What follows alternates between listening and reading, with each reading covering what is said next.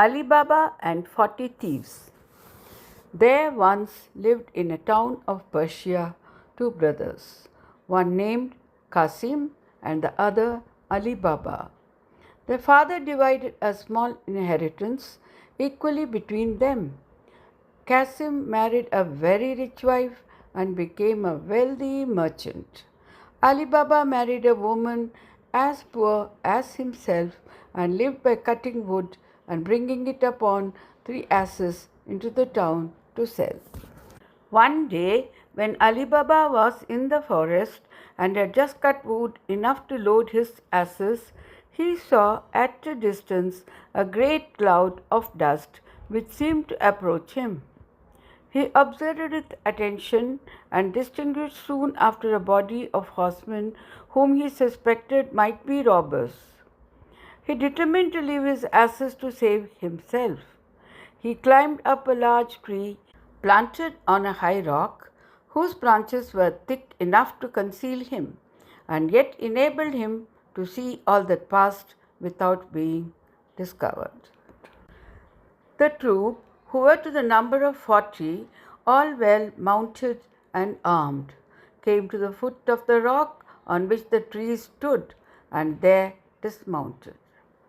Every man unbridled his horse, tied him to some shrub, and hung about his neck a bag of corn which they had brought behind them.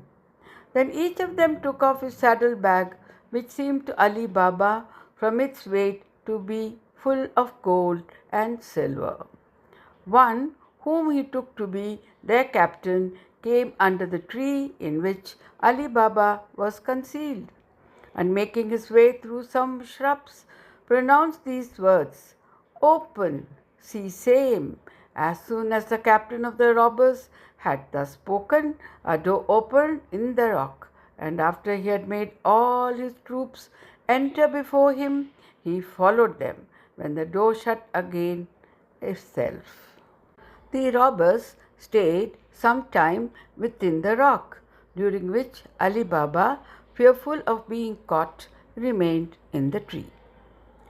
At last the door opened again, and as the captain went in last, so he came out first, and stood to see them all pass by him, when Ali Baba heard him make the door close by pronouncing these words, "Shut, see same."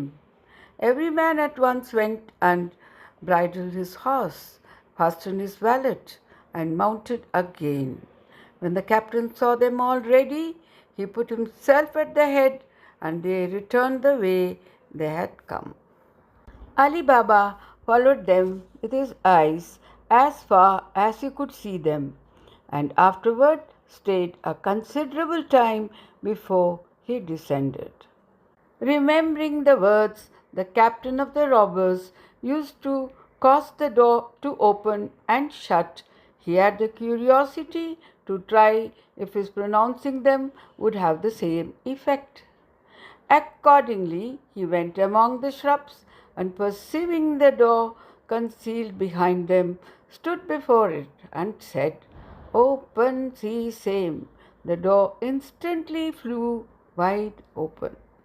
Ali Baba, who expected a dark, dismal cavern, was surprised to see a well-lighted and spacious chamber, which received the light from an opening at the top of the rock, and in which were all sorts of provisions, rich bales of silk, stuff, brocade, and valuable carpeting, piled upon one another, gold and silver, ingots in great heaps, and money in bags.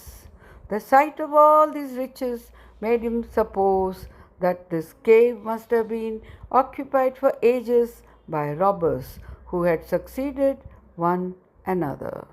Ali Baba went boldly into the cave and collected as much of the gold coin which was in bags as he thought his 3 asses could carry. When he had loaded them with the bags, he laid wood over them in such a manner that they could not be seen. When he had passed in and out as often as he wished, he stood before the door and pronouncing the words, "Shut, sesame," the door closed of itself. He then made the best of his way to town. When Ali Baba got home, he drove his asses into a little yard, shut the gates very carefully, threw off the wood that covered the panniers, carried the bags into his house, and ranged them in order before his wife. He then emptied the bags, which raised such a great heap of gold as dazzled his wife's eyes. And then he told her the whole adventure from beginning to end, and above all recommended her to keep it secret. The wife rejoiced greatly at the good fortune and would count all the gold piece by piece. Wife replied, "Ali Baba, you do not know what you undertake when you pretend to count the money. You will never have done. I will dig a hole and bury it. There is no time to be lost." "You are in the right, husband," replied she, "but let us know as nigh as possible how much we have. I will borrow a small measure and measure it while you dig the hole." Away the wife ran to her brother-in-law Kasim, who lived just by, and addressing herself to his wife, desired that she lend her a measure for a little while. Her sister-in-law asked her whether she would have a great or a small one. The other asked for a small one. She bade her stay a little and she would really fetch one. The sister-in-law did so, but as she knew Ali Baba's poverty, was curious to know what sort of grain his wife wanted to measure, and artfully putting some suit at the bottom of the measure, brought it to her, with an excuse that she was sorry that she had made her stay so long, but she could not find it sooner. Ali Baba's wife went home, set the measure upon the heap of gold, filled it and emptied it often upon the sofa, till she had done, when she was very well satisfied to find the number of measures amounted to so many as they did, and went to tell her husband, who had almost finished digging the hole. When Ali Baba was burying the gold, his wife, to show her exactness and diligence to her sister-in-law, carried the measure back again, but without taking notice that a piece of gold had stuck to the bottom. "Sister," said she, giving it to her again, "you see that I have not kept your measure long. I am obliged to you for it, and return it with thanks." As soon as Ali Baba's wife was gone, Kasim looked at the bottom of the measure and was in inexpressible surprise to find a piece of gold sticking to it. Envy immediately possessed her breast. "What?" said she. "Has Ali Baba gold so plentiful as to measure it? Whence has he all this wealth?" Kasim, her husband, was at his counting house. When he came home, his wife said to him, "Kasim, I know you think yourself rich, but Ali Baba is infinitely richer than you. He does not count his money, but measures it." Kasim desired her to explain the riddle, which she did by telling him the stratagem she had used to make the discovery, and showed him the piece of money, which was so old that they could not tell in what prince's reign it was coined. Kasim, after he had married the rich widow, had never treated Ali Baba as a brother, but neglected him, and now, instead of being pleased, he conceived a base envy at his brother's prosperity. He could not sleep all that night, and went to him in the morning before sunrise. "Ali Baba," said he, "I am surprised at you. You pretend to be miserably poor, and yet you measure gold. My wife found this at the bottom of the measure you borrowed yesterday." By this discourse, Ali Baba perceived that Qasim and his wife, through his own wife's folly, knew what they had so much reason to conceal. But what was done could not be undone. Therefore, without showing the least surprise or trouble, he confessed all and offered his brother part of his treasure to keep the secret. "I expect as much," replied Casim haughtily, "but I must know exactly where this treasure is and how I may visit it myself when I choose. Otherwise, I will go and inform against you, and then you will not only get no more, but will lose all you have, and I shall have a share for my information." Ali Baba told him all he desired, even to the very words he was to use to gain admission into the cave. Qasim rose the next morning long before the sun and set out for the forest with 10 mules bearing great chests which he designed to fill, and followed the road which Ali Baba had pointed out to him. He was not long before he reached the rock and found out the place by the tree and other marks which his brother had given him. When he reached the entrance of the cavern, he pronounced the words, "Open, sesame." The door immediately opened, and when he was in, closed upon him.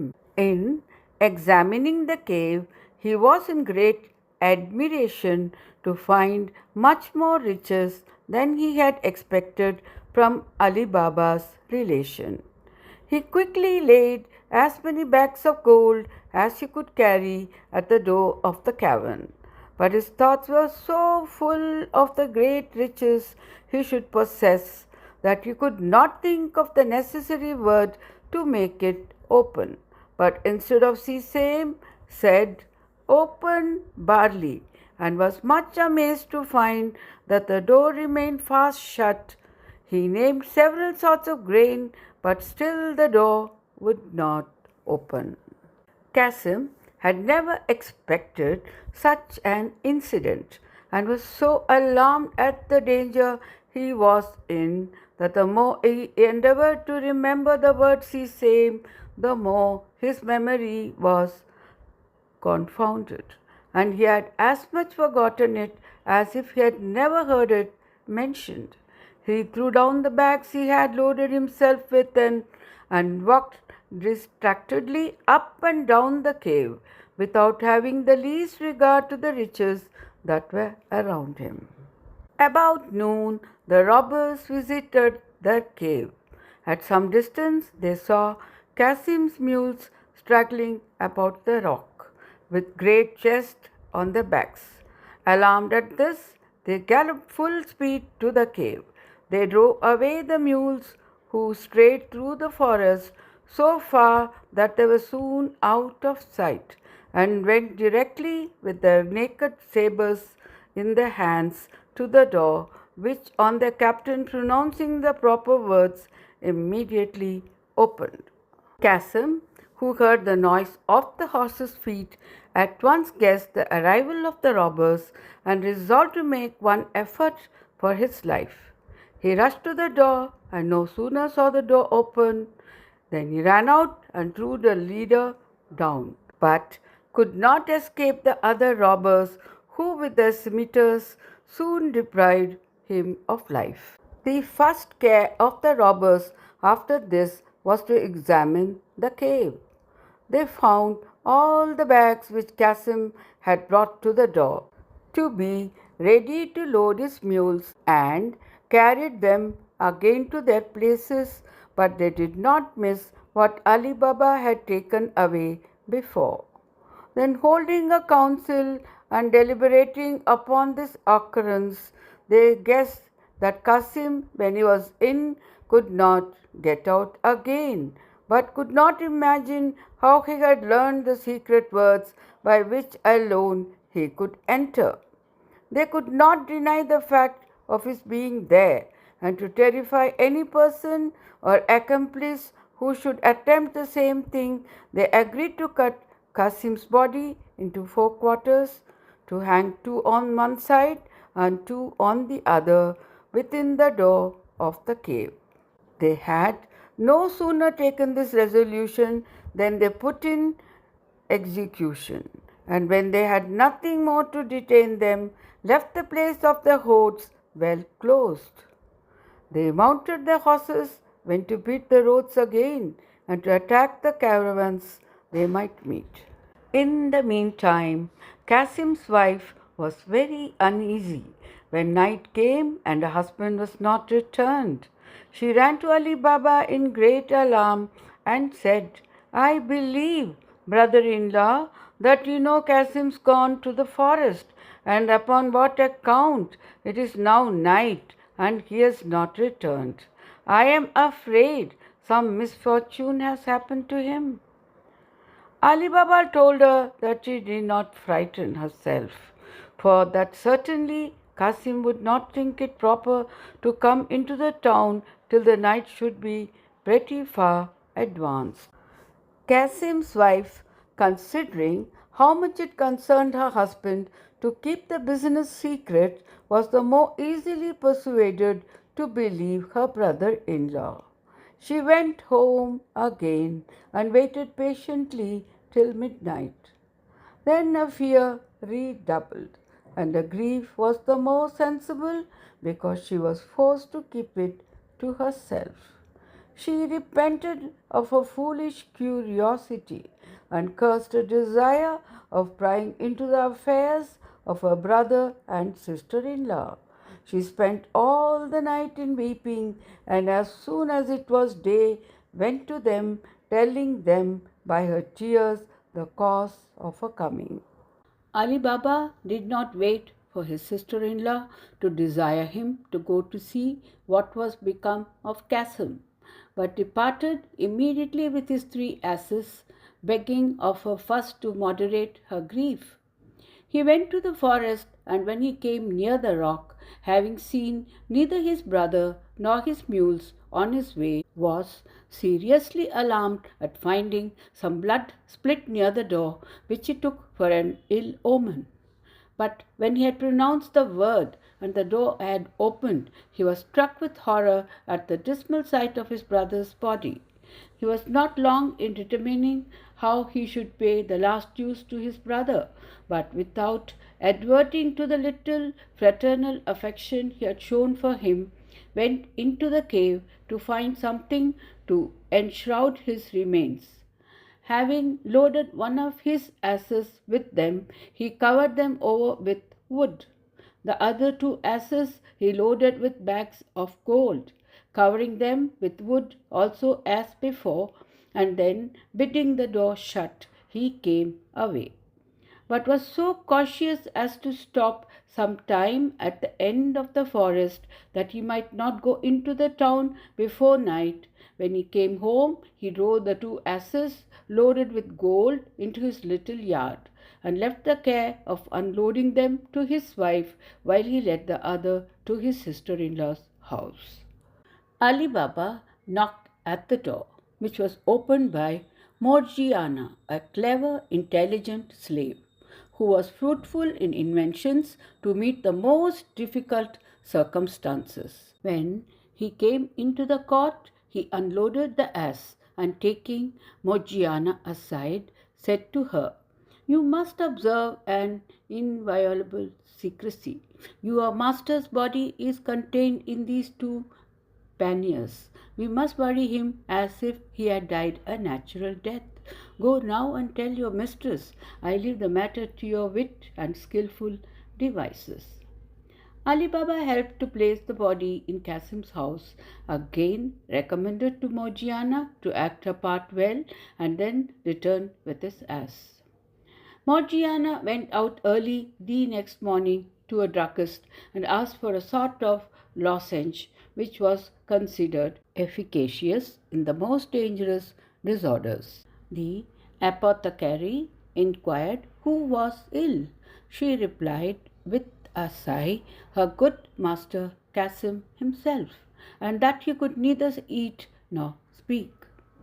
In the evening, Morgiana went to the same druggist again, and with tears in her eyes asked for an essence which they used to give to sick people only when in the last extremity. Alas, she said, taking it from the apothecary, I am afraid that this remedy will have no better effect than the lozenges, and that I shall lose my good master. On the other hand, as Ali Baba and his wife were often seen to go between Kasim's and their own house all that day, and to seem melancholy, nobody was surprised in the evening to hear the lamentable shrieks and cries of Kasim's wife and Morgiana, who gave out everywhere that her master was dead. The next morning at daybreak, Morgiana went to an old cobbler whom she knew to be always ready at his stall, and bidding him good morrow, put a piece of gold into his hand, saying, Baba Mustapha, you must bring with you your sewing tackle, and come with me, but I must tell you, I shall blindfold you when you come to such a place. Baba Mustapha seemed to hesitate a little at these words. Oh, replied he, you would have me do something against my conscience or against my honor? God forbid, said Morgiana, putting another piece of gold into his hand, that I should ask anything that is contrary to your honor. Only come along with me and fear nothing. Baba Mustapha went with Morgiana, who, after she had bound his eyes with a handkerchief at the place she had mentioned, conveyed him to her deceased master's house, and never unloosed his eyes till he had entered the room where she had put the corpse together. Baba Mustapha, said she, you must make haste and sew the parts of this body together, and when you are done, I will give you another piece of gold. After Baba Mustapha had finished his task, she blindfolded him again, gave him the third piece of gold and she had promised, and recommending secrecy to him, carried him back to the place where she had first bound his eyes, pulled off the bandage, and let him go home, but watched him that he returned toward his stall till he was quite out of sight, for fear he should have the curiosity to return and dodge her. She then went home. Morgiana, on her return, warmed some water to wash the body, and at the same time Ali Baba perfumed it with incense and wrapped it in the burying clothes with the accustomed ceremonies. Not long after, the proper officer brought the bier, and when the attendants of the mosque, whose business it was to wash the dead, offered to perform their duty, she told them it was done already. Shortly after this, the Imam and the other ministers of the mosque arrived. 4 neighbors carried the corpse to the burying ground, following the Imam, who recited some prayers. Ali Baba came after with some neighbors, who often relieved the others in carrying the bier to the burying ground. Morgiana, a slave to the deceased, followed in the procession, weeping, beating her breast, and tearing her hair. Kasim's wife stayed at home mourning, uttering lamentable cries with the women of the neighborhood, who came according to custom during the funeral, and joining their lamentations with her, filled the quarter far and near with sounds of sorrow. In this manner, Kasim's death was concealed and hushed up between Ali Baba, his widow, and Morgiana, his slave, with so much contrivance that nobody in the city had the least knowledge or suspicion of the cause of it. 3 or 4 days after the funeral, Ali Baba removed his few goods openly to his sister's house, in which it was agreed that he should in future live, but the money he had taken from the robbers he conveyed thither by night. As for Kasim's warehouse, he entrusted it entirely to the management of his eldest son. While these things were being done, the 40 robbers again visited the retreat in the forest. Great, then, was their surprise to find Kasim's body taken away with some of their bags of gold. "We have certainly discovered," said the captain. "The removal of the body and the loss of some of our money plainly shows that the man whom we killed had an accomplice. And for our own lives' sake, we must try to find him. What say you, my lads?" All the robbers unanimously approved of the captain's proposal. "Well," said the captain, "one of you, the boldest and most skilful among you, must go into the town, disguised as a traveler and a stranger, to try if he can hear any talk of the man whom we have killed, and endeavor to find out who he was and where he lived. This is a matter of the first importance, and for fear of any treachery, I propose that whoever undertakes this business without success, even though the failure arises only from an error of judgment, shall suffer death." Without waiting for the sentiments of his companions, one of the robbers started up and said, "I submit to this condition and think it an honor to expose my life to serve the troop." After this, Robber had received great commendations from the captain and his comrades. He disguised himself so that nobody would take him for what he was, and taking his leave of the troop that night, he went into the town just at daybreak. He walked up and down till accidentally he came to Baba Mustafa's stall, which was always open before any of the shops. Baba Mustafa was seated with an awl in his hand, just going to work. The robber saluted him, bidding him good morrow, and perceiving that he was old, said, "Honest man, you begin to work very early. Is it possible that one of your age can see so well? I question, even if it were somewhat lighter, whether you could see the stitch." "You do not know me," replied Baba Mustafa. "For old as I am, I have extraordinary good eyes, and you will not doubt it when I tell you that I sewed the body of a dead man together in a place where I had not so much light as I have now." "A dead body?" exclaimed the robber with affected amazement. "Yes, yes," answered Baba Mustafa. "I see you want me to speak out, but you shall know no more." The robber felt sure that he had discovered what he sought. He pulled out a piece of gold and putting it into Baba Mustafa's hand, said to him, "I do not want to learn your secret, though I can assure you, you might safely trust me with it. The only thing I desire of you is to show me the house where you stitched up the dead body."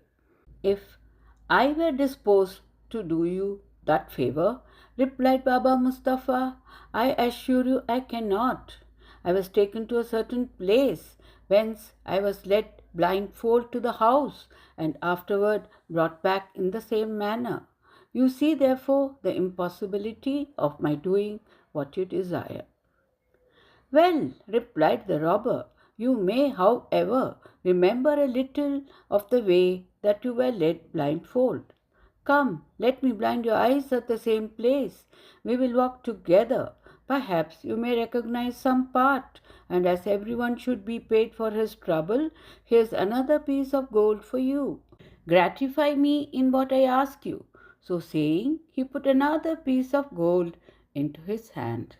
The two pieces of gold were great temptations to Baba Mustafa.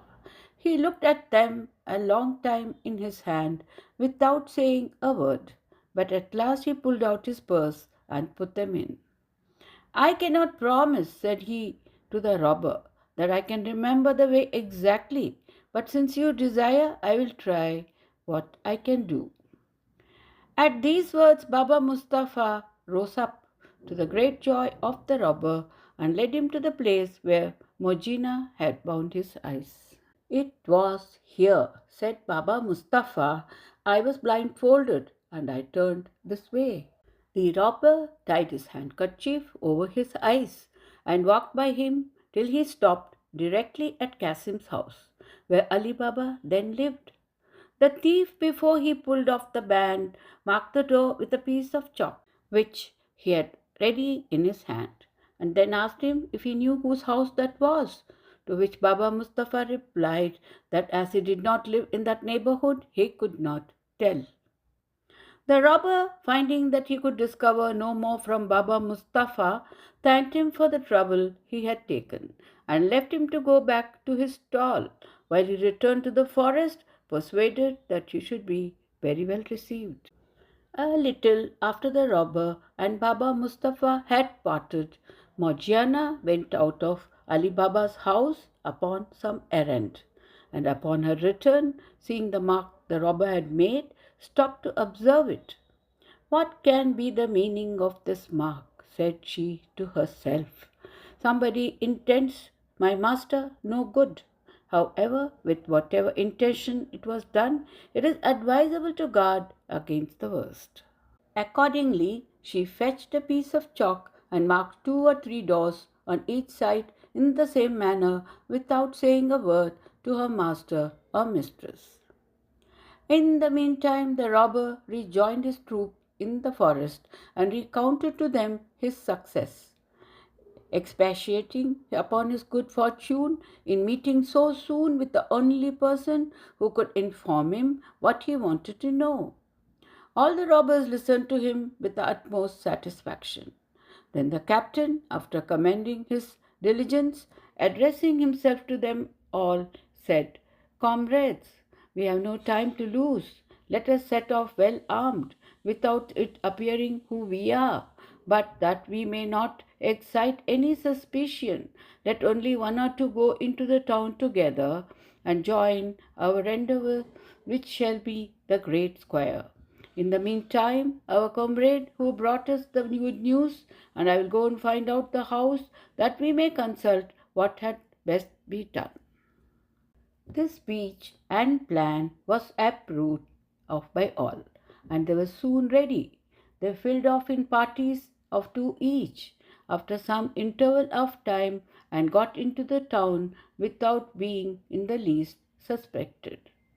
The captain, he who had visited the town in the morning as spy, came in the last.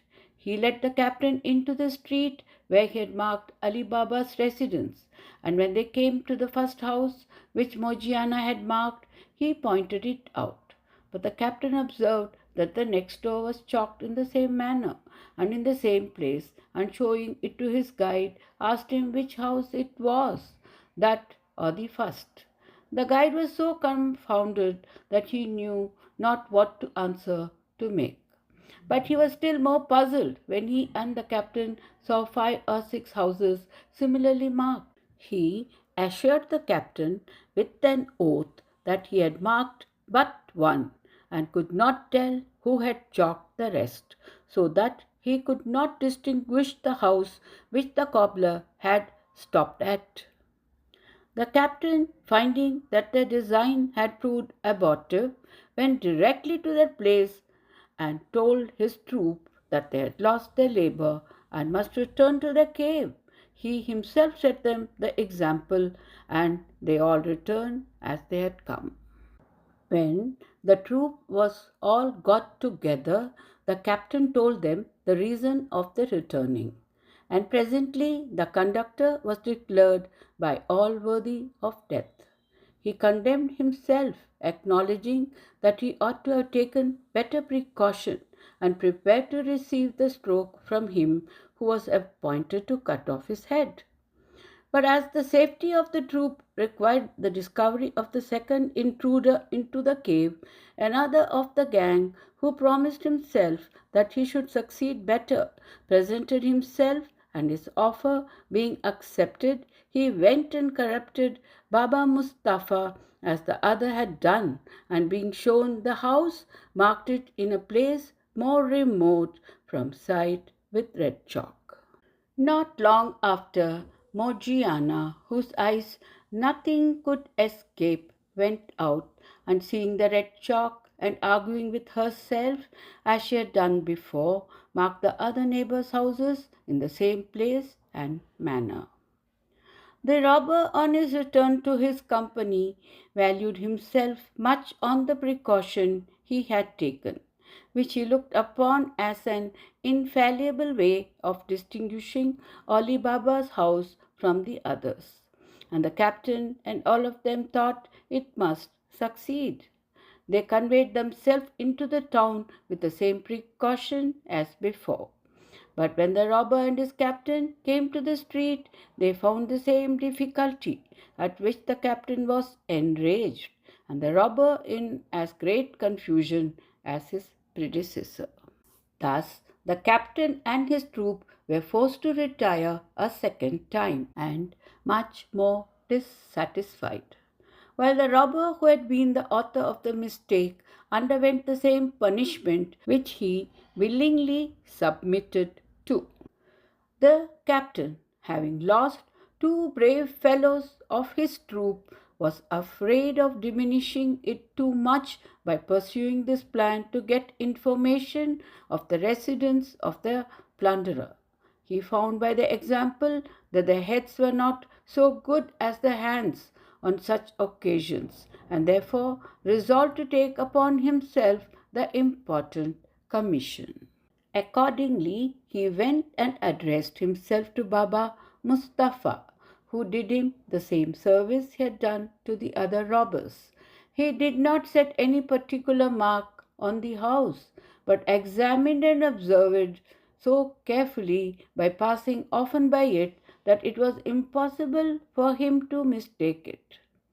The captain, well satisfied with his attempt and informed of what he wanted to know, returned to the forest, and we came into the cave where the troop waited for him, said, "Now, comrades, nothing can prevent our full revenge, as I am certain of the house, and on my way hither I have thought how to put it into execution.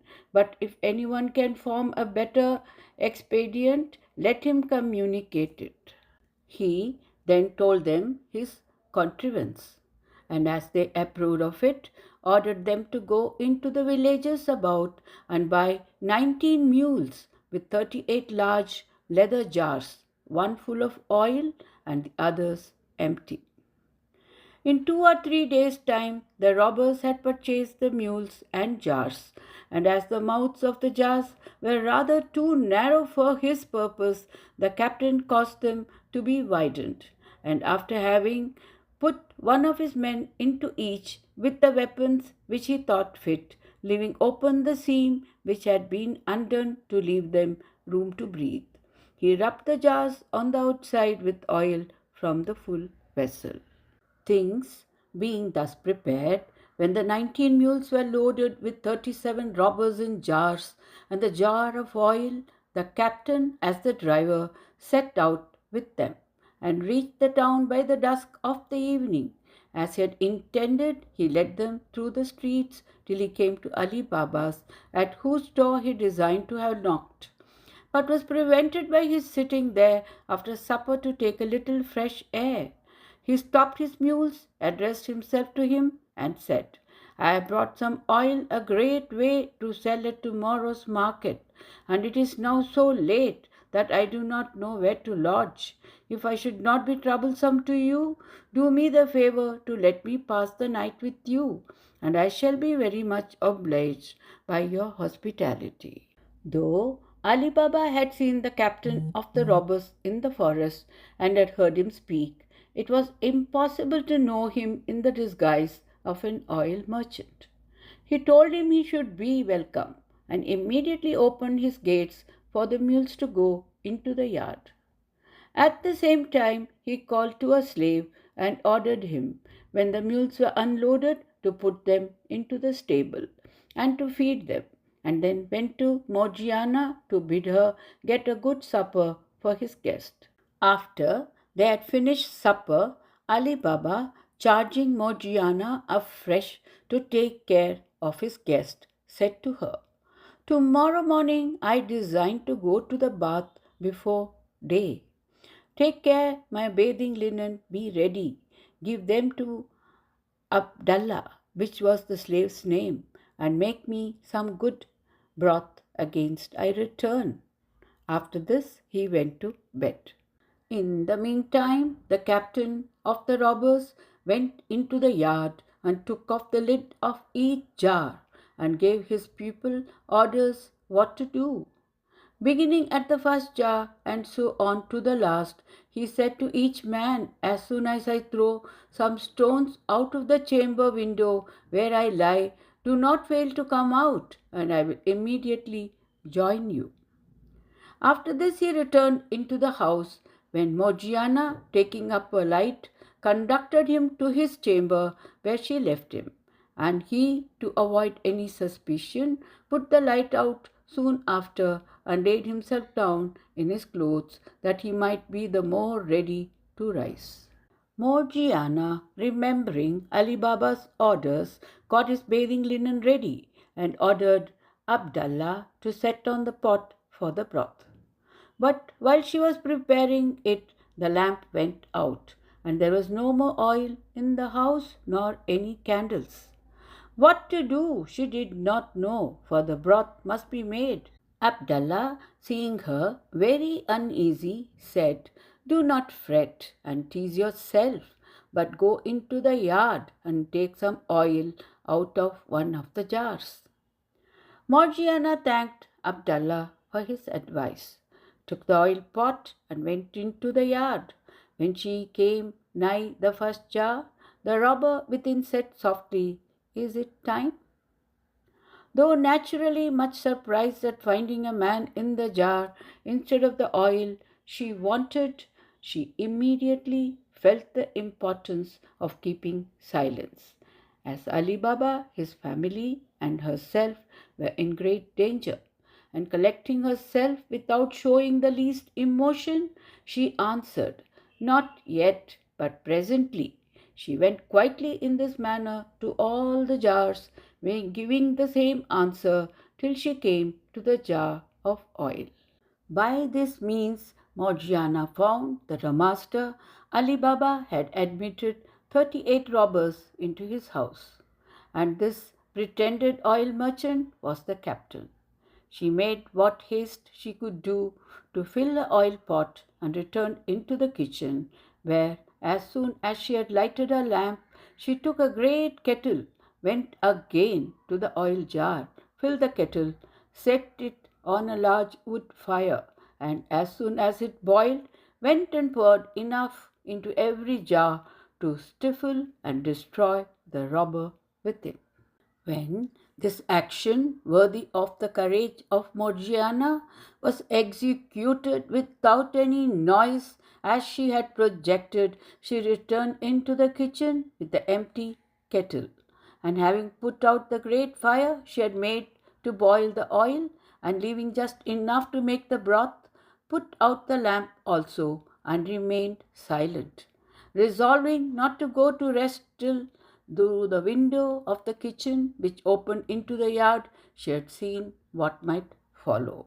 She had not waited long before the captain of the robbers got up, opened the window, and finding no light and hearing no noise or any one stirring in the house, gave the appointed signal by throwing little stones, several of which hit the jars, as he doubted not by the sound they gave.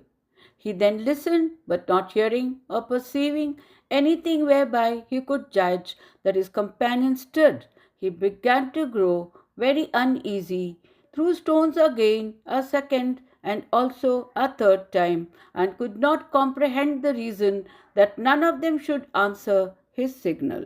Much alarmed, he went softly down into the yard, and going to the first jar, while asking the robber, whom he thought alive, if he was in readiness, smelt the hot boiled oil which sent forth a steam out of the jar. Hence he knew that his plot to murder Ali Baba and plunder his house was discovered. Examining all the jars one after another, he found that all his gang were dead. And enraged to despair at having failed in his design, he forced the lock of the door that led from the yard to the garden, and climbing over the walls, made his escape. When Morgiana saw him depart, she went to bed, satisfied and pleased to have succeeded so well in saving her master and family. Ali Baba rose before day and, followed by his slave, went to the baths, entirely ignorant of the important event which had happened at home. When he returned from the baths, he was very much surprised to see the oil jars and to learn that the merchant was not gone with the mules. He asked Morgiana, who opened the door, the reason of it. "My good master," answered she, "God preserve you and all your family. You will be better informed of what you wish to know when you have seen what I have to show you, if you will follow me." As soon as Morgiana had shut the door, Ali Baba followed her, when she requested him to look into the first jar and see if there was any oil. Ali Baba did so, and seeing a man, started back in alarm and cried out. "Do not be afraid," said Morgiana. "The man you see there can neither do you nor anybody else any harm. He is dead." "Ah, Morgiana," said Ali Baba, "what is it you show me? Explain yourself." "I will," replied Morgiana. "Moderate your astonishment, and do not excite the curiosity of your neighbors, for it is of great importance to keep this affair secret. Look into all the other jars." Ali Baba examined all the other jars, one after another, and when he came to that which had the oil in it, found it prodigiously sunk, and stood for some time motionless, sometimes looking at the jars and sometimes at Morgiana, without saying a word, so great was his surprise. At last, when he had recovered himself, he said, "And what is become of the merchant?" "Merchant?" answered she. "He is as much one as I am. I will tell you who he is and what is become of him, but you had better hear the story in your own chamber, for it is time for your health that you had your broth after your bathing." Morgiana then told him all she had done, from the first observing the mark upon the house to the destruction of the robbers and the flight of the captain. On hearing of these brave deeds from the lips of Morgiana, Ali Baba said to her, "God, by your means, has delivered me from the snares of these robbers laid for my destruction. I owe, therefore, my life to you, and for the first token of my acknowledgment, I give you your liberty from this moment till I can complete your recompense as I intend." Ali Baba's garden was very long and shaded at the farther end by a great number of large trees. Near these he and the slave Abdallah dug a trench long and wide enough to hold the bodies of the robbers. And as the earth was light, they were not long in doing it. When this was done, Ali Baba hid the jars and weapons. As he had no occasion for the mules, he sent them at different times to be sold in the market by his slave. While Ali Baba was taking these measures, the captain of the 40 robbers returned to the forest with inconceivable mortification. He did not stay long. The loneliness of the gloomy cavern became frightful to him. He determined, however, to avenge the death of his companions and to accomplish the death of Ali Baba. For this purpose, he returned to the town and took a lodging in a khan, disguising himself as a merchant in silks. Under this assumed character, he gradually conveyed a great many sorts of rich stuffs and fine linen to his lodging from the cavern, but with all the necessary precautions to conceal the place whence he brought them. In order to dispose of the merchandise, when he had thus amassed them together, he took a warehouse which happened to be opposite to Kasim's, which Ali Baba's son had occupied since the death of his uncle. He took the name of Khoja Hussain, and as a newcomer was according to custom extremely civil and complaisant to all the merchants, his neighbors. Ali Baba's son was, from his vicinity, one of the first to converse with Khogia Hussain, who strove to cultivate his friendship more particularly. 2 or 3 days after he was settled, Ali Baba came to see his son, and the captain of the robbers recognized him at once, and soon learned from his son who he was. After this, he increased his assiduities, caressed him in the most engaging manner, made him some small presents, and often asked him to dine and sup with him, when he treated him very handsomely. Ali Baba's son did not choose to lie under such obligation to Khogia Hussain, but was so much straitened for want of room in his house that he could not entertain him. He therefore acquainted his father, Ali Baba, with his wish to invite him in return. Ali Baba with great pleasure took the treat upon himself. Son, said he, tomorrow being Friday, which is a day that the shops of such great merchants as Khogia Hussain and yourself are shut, get him to accompany you, and as you pass by my door, call in. I will go and order Morgiana to provide a supper. The next day, Ali Baba's son and Khogia Hussain met by appointment, took their walk, and as they returned, Ali Baba's son led Khogia Hussain through the street where his father lived, and when they came to the house, stopped and knocked at the door. This, sir, said he, is my father's house, who, from the account I have given him of your friendship, charged me to procure him the honor of your acquaintance, and I desire you to add this pleasure to those for which I am already indebted to you. Though it was the sole aim of Khogia Hussain to introduce himself into Ali Baba's house, that he might kill him without hazarding his own life or making any noise. Yet he excused himself and offered to take his leave. But a slave having opened the door, Ali Baba's son took him obligingly by the hand and in a manner forced him in.